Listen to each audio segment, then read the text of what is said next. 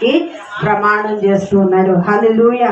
చూడండి ఎంత నమ్మకమైన వ్యక్తి. ఈ వ్యక్తిని మనం చూస్తూ ఉంటే చాలా చక్కగా అబ్రహాముకు చాలా విధేయుడుగా ఆయన చేస్తున్న ప్రతి పనిలో కూడా నమ్మకంగా మరి యొక్క ఎలియాజరు కనిపిస్తూ ఉన్నాడు. హల్లెలూయా. ఆయనలో 7 మంచి లక్షణాలు ఉన్నాయట. మొదటిగా ఏమి అక్కడ ప్రమాణం చేస్తున్నాడంటే అబ్రహాముకి నేను ఇగో నీ దేవుని ఎదుట నేను ప్రమాణం చేస్తున్నాను, ఎందుకంటే మంచి కుమార్తెను నేను తీసుకుని వస్తాను. హల్లెలూయా. ఈరోజు నిజంగా ఇలాంటి వారిని మనము ఈ రోజుల్లో చూడటం చాలా తక్కువ. ఎందుకంటే అంత నమ్మకముగా ఉన్నందుకే ఎలియాజర్ని అంటే దేవుడు ఆశీర్వదించాడంటే ఈయన్ని కూడా. ఈరోజు చూడండి అదే ఆదికాండంలో 24వ అధ్యాయంలో 24లో 9వ వచనాన్ని కూడా మీరు చదివితే అక్కడ ఏమున్నదంటే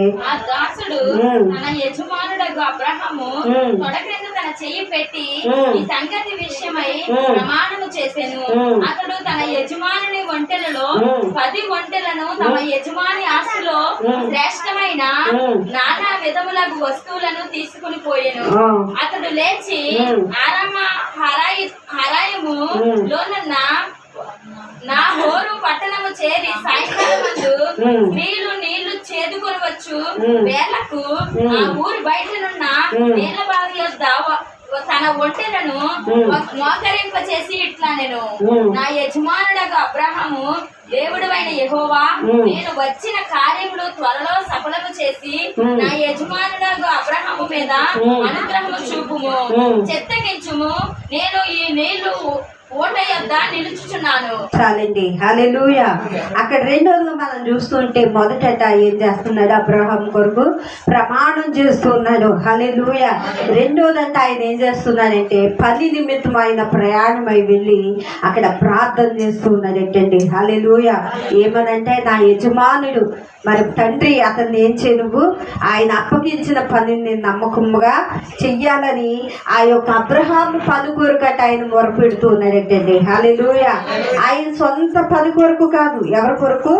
అబ్రహాము ఒక కుమారుడి కొరకు, ఆ యొక్క ఇస్సాకు భార్య కొరకు. మరి నిజంగా అబ్రహాము తలంచిన దేవుడి కార్యాన్ని సఫలము చేయాలనంట ఆయన వైపు చూస్తూ మొరపెడుతున్నాడట. హల్లెలూయా. ఎంత మంచి మనసు చూడండి. ఈరోజు నిజంగా తన దాసుని యొద్ద ఒక దాసుడిగా పని చేస్తున్న వ్యక్తి తన యజమానుడి యొక్క బాగును, తన యజమానుడి యొక్క సంతోషాన్ని కోరుకుని అక్కడ అతను ప్రార్థిస్తూ ఉన్నాడట. హల్లెలూయా. ఆ ప్రార్థన దేవుడు ఆలకించి ఏం చేశాడండి? అక్కడ నీళ్లు చెదుకోవడానికి అక్కడ రెప్పక వచ్చినప్పుడు ఆ చిన్నదాన్ని చూచాడట. హల్లెలూయా. ఈరోజు నిజంగా ఎలియాజరు మంచి మనసుతో ప్రార్థన చేశాడు. ఆ ప్రార్థన ఎవరు ఆలకించారు అంటే దేవుడు ఆలకించి అతనికి సమాధానాన్ని ఇచ్చాడండి. హల్లెలూయా. ఆ చిన్నది వచ్చిన తర్వాత అడుగుతా ఉన్నాడట ఏమనంటే ఈ ఒంటిలన్నిటికి కూడా నీళ్లు పెట్టమ్మా అని అడిగినప్పుడు ఆ రెప్పకంట ఆ లోతైన బావిలోంచంట అనేక నీళ్లు చేది ఏం చేసిందండి? ఆ ఒంటెలు దాహము తీర్చిందంట. హల్లెలూయా. ఎన్ని ఒంటెలు తీసుకెళ్ళాడండి? దగ్గర 10 ఒంటెల దగ్గర తీసుకెళ్ళాడు. హల్లెలూయా. 10 మామూలుగా తాగితే అనుకున్నారా? చాలా ఒక్కొక్క ఒంటి చాలా నీళ్లు తాగుతుంది. కానీ అంత ప్రయాసపడి ఆమె ఏం చేసిందంటే అక్కడ ఒంట్లన్నిటికీ కూడా దాహం తీర్చింది. దేవునికి స్తోత్రం.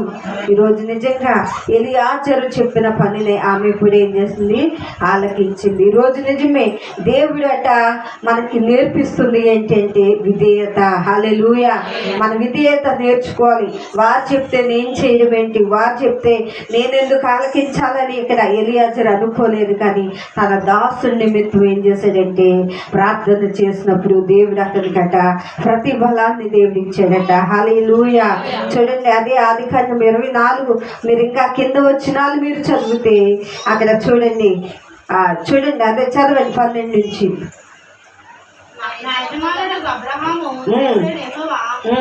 నేను వచ్చిన కార్యము త్వరలో సఫలము చేసి నా యజమానుడు అబ్రహాము మీద అనుగ్రహం చూపుము, చిత్తగించుము.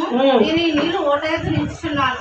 ఈ ఊరి వారి పిల్లలు నీళ్లు చేసినట్టు వచ్చిచున్నారు. కాబట్టి నేను తాగునట్లు దయచేసి నీ కడవను పంచుమని నేను చెప్పగా నువ్వు తాగుము, నీ ఒంటెలకు నీళ్లు పెట్టేదని ఏ చిన్నది చెప్పును ఆమె నీ సేవకుడైన ఇస్సాకు కొరకు నీవు నియమించినదైన ఇంద్రుడు కనుక ఉండును గాక. అందువల్ల అనుగ్రహం చూపించమని తెలుసుకుందిరా నేను. చాలండి. హల్లెలూయా. మూడోదిగా అక్కడ ఏం చేస్తున్నాడండి ఎలియాజరు? ప్రార్థన చేస్తూ తన యొక్క మరి నిజంగా ప్రార్థనకి దేవుడు ఏం చేశాడు? జవాబిచ్చాడు. దేవునికి స్తోత్రం.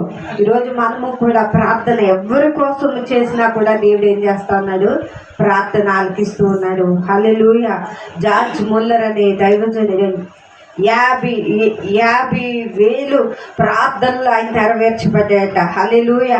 ఏంటి కారణం అంటే ప్రతి సమస్యకి కూడా అతను ఎలాగంటే దేవుని సముఖంలో ప్రార్థన చేసేవాడట. ప్రభువా నాకు ఈ సహాయము కావాలి. మరి 10,000 మంది అనాథ పిల్లలను పోషించగలిగాడంటే, ఏదైనా దేవుడు ఆహారం లేకపోతే మోకరించేవాడట. మరి ప్రతిదీ కూడా మోకాళ్ళ ప్రార్థన ద్వారానంట అనేక కార్యాలు ఆయన పొందుకోగలిగాడట. దేవునికి స్తోత్రం. ఈరోజు ప్రార్థన అందుకే అంటూ ఉన్నారు. ఈరోజు అంటే మొట్టమొదటిగా మన జీవితాల్లో ఉండవలసింది ఏంటి అంటే ప్రార్థన చాలా బలమైందండి. హల్లెలూయా. మన చుట్టూ ఎన్ని సమస్యలు వచ్చినప్పుడు కూడా ప్రార్థన అనేది ఎవరు కూడా మానేయకూడదు. ఎందుకంటే ప్రార్థన ద్వారా మనం ఎదుర్కోవాలి. దేవుడు ఆయన కొన్నిసార్లు నిన్ను పరీక్షిస్తాడు. వెంటనే జరగకపోవచ్చు, కానీ జరిగేంత వరకు కూడా నువ్వు విశ్వాసంతోనంట మనం ఏం చేయాలంటే ప్రార్థించాలి. హల్లెలూయా. ఆ కార్యము దేవుడిని పరీక్షిస్తాడు. ఎందుకంటే మొదట ఆయన సన్నిధిలో నువ్వు ఏ రీతిగా ఉన్నావు, కార్యాలు దేవుడు చేస్తే వెంటనే ఆశీర్వాదాల్లోనికి మనం వెళ్ళిపోతే దాని విలువ తెలియదండి. అది నువ్వు కష్టపడి దేవుని సన్నిధిలో అనుభవించి నీ శ్రమల ద్వారా దాన్ని ఎదుర్కొన్నప్పుడు, ఇంకా పెద్ద శ్రమ నీ జీవితంలో ఎదుర్కొన్నప్పుడు అప్పుడు నువ్వేమవ్వంటే పడిపోవు. ఎలాగంటే నా దేవుడు మొన్నే ఆ సమస్య నుంచి నన్ను విడిపించాడు కదా, ఈ పెద్ద సమస్య అయినా సరే నా దేవుడు విడిపించగలడనే విశ్వాసము నీలో బలపరచబడుతుంది. హల్లెలూయా. అందుకేనంటే ఈరోజు మనకి శోధనలు వచ్చినప్పుడంటే మనం ఏమైపోకూడదండి, భయపడకూడదు, దిగులు చెందకూడదు. ఎందుకంటే దేవుడు నీ పట్ల ఏదో మేలు గొప్ప అద్భుతం ఆయన దాచి ఉంచాడు. హల్లెలూయా. నేను పరీక్షించడానికి ఆయన దాచి ఉంచిన ఆ మేలులో నువ్వు అనుభవించాలి, ఆ ఆశీర్వాదం పొందుకోవాలి అంటే ఆ శ్రమను నువ్వు తట్టుకునంట. రెండోది ప్రార్థన, మరి వాక్యంలో కూడా మనం నిలబడి ఉండాలంటే. హల్లెలూయా. రెండోది ఏముండాలి అంటే వాక్యము. మూడోదంట మనలో ఓపికతో ఎదురు చూడాలంట ఆయన కార్యము కొరకు. హల్లెలూయా. ఏ కార్యమండి? దేవుడిచ్చే ఆ కార్యము కొరకట ఆయన సన్నిధిలో కనిపెట్టేవారుగా ఉండాలంటే. ఈ మూడు విషయాలు మనలో ఉంటే మనం ఆత్మీయంగా పడిపోమండి. హల్లెలూయా.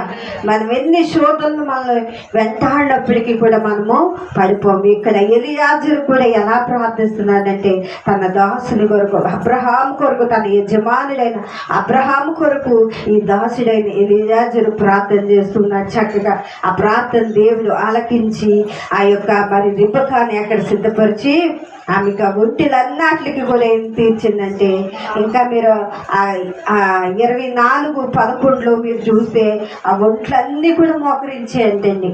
మీరు చదవండి.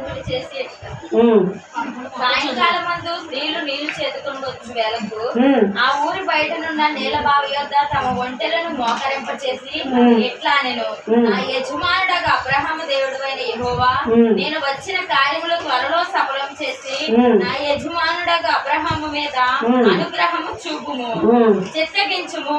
నేను ఈ నీళ్ల ఓట యొద్ద నిలుచుచున్నాను. ఈ ఊరి వారి పిల్లలు నీళ్లు చేదుకొనుటకు వచ్చుచున్నారు. కాబట్టి నేను త్రాగినట్లు నీవు దయచేసి నీ కడవను మంచమని నేను చెప్పగా, నీవు త్రాగుము, నీ ఒంటెలకు నీళ్లు పెట్టదనని ఏ చిన్నది చెప్పునో ఆమెయే నీ సేవకుడైన ఇస్సాకు కొరకు నియమించినదై ఉండును గాక. చాలండి. హల్లెలూయా. అక్కడ ఏమవుతుందంటే ఆ ఒంటెలన్నీ కూడా చక్కగా మోకరించబడ్డాయట, నీళ్లు దాహము తీర్చబడ్డాయట. ఎందుకంటే ఈరోజు నిజమే అతను చేసిన ప్రార్థన ఈరోజు ప్రతిఫలాన్ని ఆయన చూడగలిగాడు. హల్లెలూయా. ఈరోజు మనము కూడా మన హృదయాల్లో అనేకమైన సమస్యలు పెట్టుకుంటాం. కొన్ని సమస్యలు అయ్యే తీరిపోతేలే పర్లేదు అనుకుంటాం, కానీ మనం ప్రార్థించాలి ఆ సమస్యల కొరకు. హల్లెలూయా. దేవుడు ఎలియాజరు ప్రార్థన ఆలకించి ఏం చేశాడండి, ఒంటెల్ని కూడా అంటే అక్కడ మోకరింప చేశాడంట. దేవునికి స్తోత్రం. ఈరోజు నిజమే ఎంత గొప్ప ధన్యత చూడండి. అక్కడ నిజంగా దేవుడు ఎంత గొప్పగా తన ప్రార్థన ఆలకించాడు అంటే వెంటనే సమాధానాన్ని ఇవ్వడానికి అక్కడ ఇష్టపడ్డాడు. దేవునికి స్తోత్రం. ఈరోజు నిజంగా ఒక పని నిమిత్తం అతను తీసుకున్న ఆ యొక్క ప్రార్థన పూర్వకంగా అతను ప్రారంభించాడండి. హల్లెలూయా. మనము కూడా ఏ పని చేసినప్పటికీ కూడా ఎలా ప్రారంభించాలి, ప్రార్థనా పూర్వకంగా ప్రార్థించాలి. ఇది నా పని, నా ఇష్టానుసారంగా చేస్తాం కాదు, అది దేవుని చిత్తంలో. అక్కడ వెళ్తూ కూడా ప్రయాణం కొరకు ప్రార్థన చేస్తున్నాడు అబ్రహాం దగ్గర. ఏమనంటే ఈ పని అవ్వాలని తన దేవుని ఎదుట ఏం చేస్తా ఉన్నాడంటే ప్రార్థించినప్పుడు ఆ కార్యము నెరవేర్చబడింది. దేవునికి స్తోత్రం. ఈరోజు నిజమే మన జీవితాల్లో కూడా ఏదైనా ఒకవేళ ఆగిపోవచ్చు. నువ్వేది తలంచినా ఒక్కొక్కసారి అవ్వట్లేదని మనం విసిగిపోతూ ఉంటాం. కానీ దేవుని ఉద్దేశము నిన్ను ఇంకా ఉన్నతంగా హెచ్చించాలని ఆయన ఆశపడుతూ ఉన్నాడేమో. హల్లెలూయా.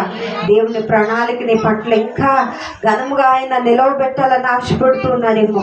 ఈరోజు నిజంగా అట్టి స్థితిలో మనం ఉండాలి. ఎందుకంటే ఈరోజు నిరాశ అనేది నీ జీవితంలో ఎన్నడూ కూడా నువ్వు రానివ్వకుండా దేవుని కంటే ఇష్టకరంగా నువ్వు ఉండినట్లయితే దేవుడు నీ పక్షంగా ఆయన ఏదైనా చేయడానికి ఆయన సిద్ధంగా ఉన్నాడు. హల్లెలూయా.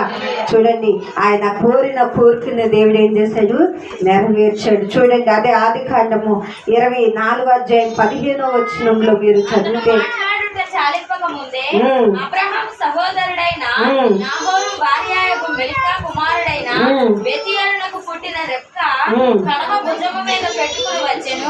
ఆ చెక్కది మిక్కిలి చక్కనిది, ఆమె కన్యక, ఏ పురుషుడును ఆమె కూడలేదు. ఆమె ఆ బావిలోనికి దిగిపోయి కడవను నీళ్లతో నింపుకుని ఎక్కి రాగా ఆ సేవకుడు ఆమెను ఎదుర్కొనుటకు పరిగెత్తి, నీ కడవలో నీళ్లు కొంచెము దయచేసి నన్ను త్రాగనిమ్మని అడిగెను.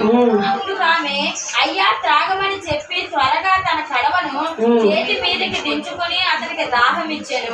మరియు ఆమె అతనికి దాహం ఇచ్చిన తరువాత, నీ ఒంటెలను త్రాగమట్టుకు వాటిని నీళ్లు చేదిపోయినని చెప్పి త్వరగా గాడిలో తన కడవ కుమ్మరించి తిరిగి చేతులకు ఆ బావికి పరిగెత్తుకుని పోయి అతని ఒంటెలన్నిటికీ నీళ్లు చేదిపోసి. హల్లెలూయా. చూడండి, అతనికి దాహము తీర్చడానికే కాదు, తన ఒంటెలన్నిటిలో కూడా ఏం చేసింది, దాహము తీర్చింది. హల్లెలూయా. ఈరోజు ఎంత మంచి మనసు ఆమె కూడా కలిగి ఉన్నదో. దేవుడి ఉద్దేశం నిజంగా దేవుడి మీద అనుకున్న వారికి దేవుడు ఎటువంటి వ్యక్తి కావాలో దేవుడు ఏర్పాటు చేశాడండి. హల్లెలూయా.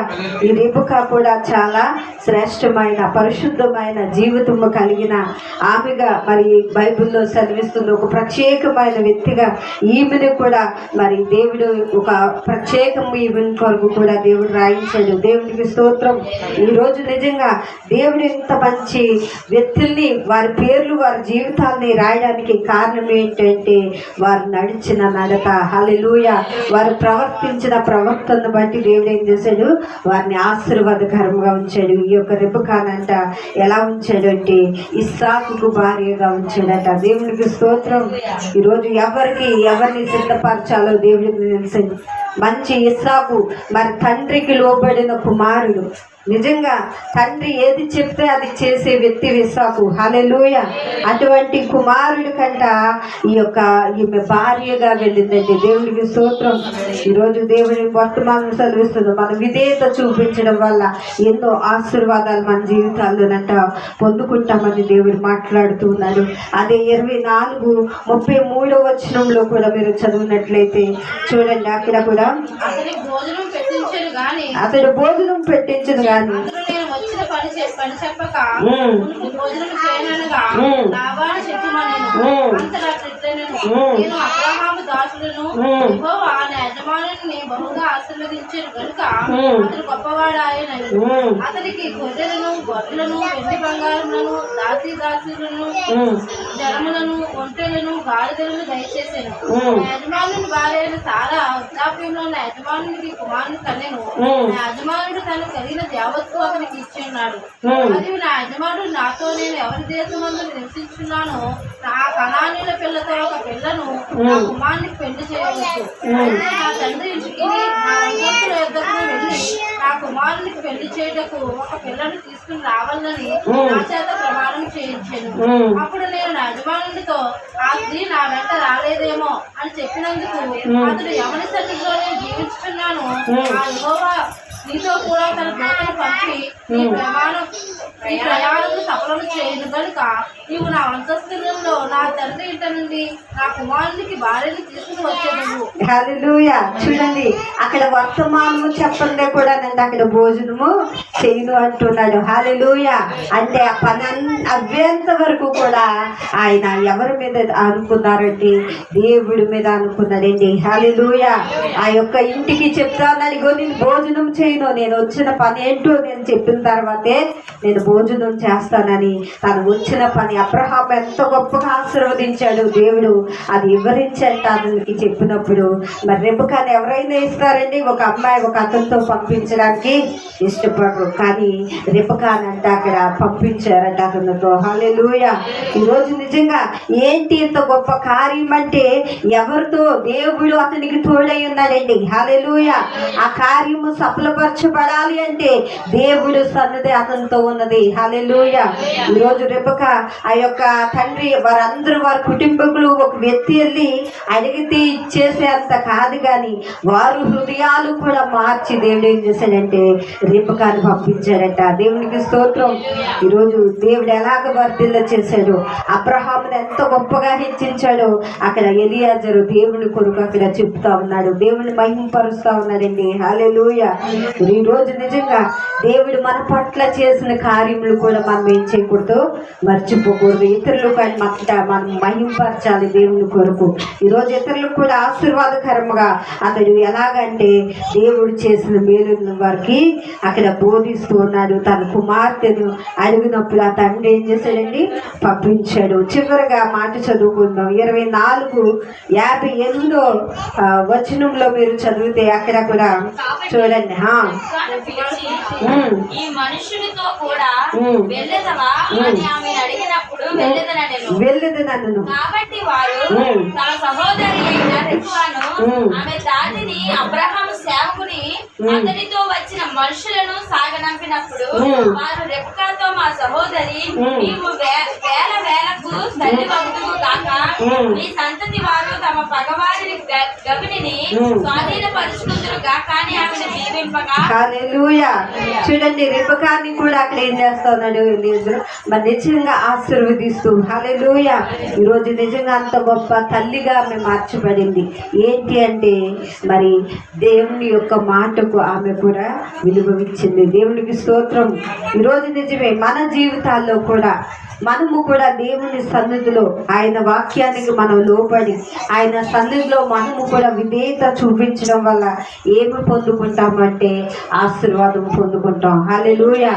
అబ్రహాముకి వాగ్దానం చేశాడు, ఇగో నేను తీసుకొస్తాను, వెళ్తాను, ఇగో దేవుడు నాకు తోడుగా ఉన్నాడు అని నమ్మి వెళ్ళినప్పుడు ప్రతిదీ కూడా ప్రార్థన పూర్వకంగా అతను ఎలియాజరు మొరపెట్టినప్పుడు దేవుడు తన ప్రార్థన ఆలకించి వెళ్ళిన ప్రతి పనిలో కూడా అతనికి విజయాన్ని దయచేశాడండి. హల్లెలూయా.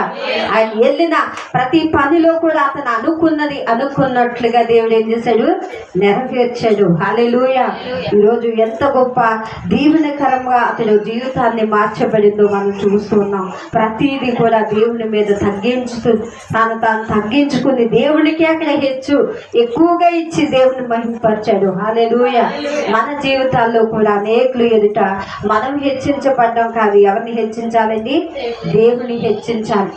ఒక మంచి లక్షణాలు ఎన్ని ఈ వ్యక్తిలో మనం చూస్తున్నామో చూడండి. తన మనసులో అనుకున్న రెబెకా వచ్చి నాకు దాహం తీర్చి అన్నిటికి కూడా మరి దాహం తీర్చా ఆమె నా యజమానుడికి ఆ కుమారునికి భార్య అనుకున్నాడు. తన మనసులో అనుకున్నది దేవుడు ఏం చేశాడండి?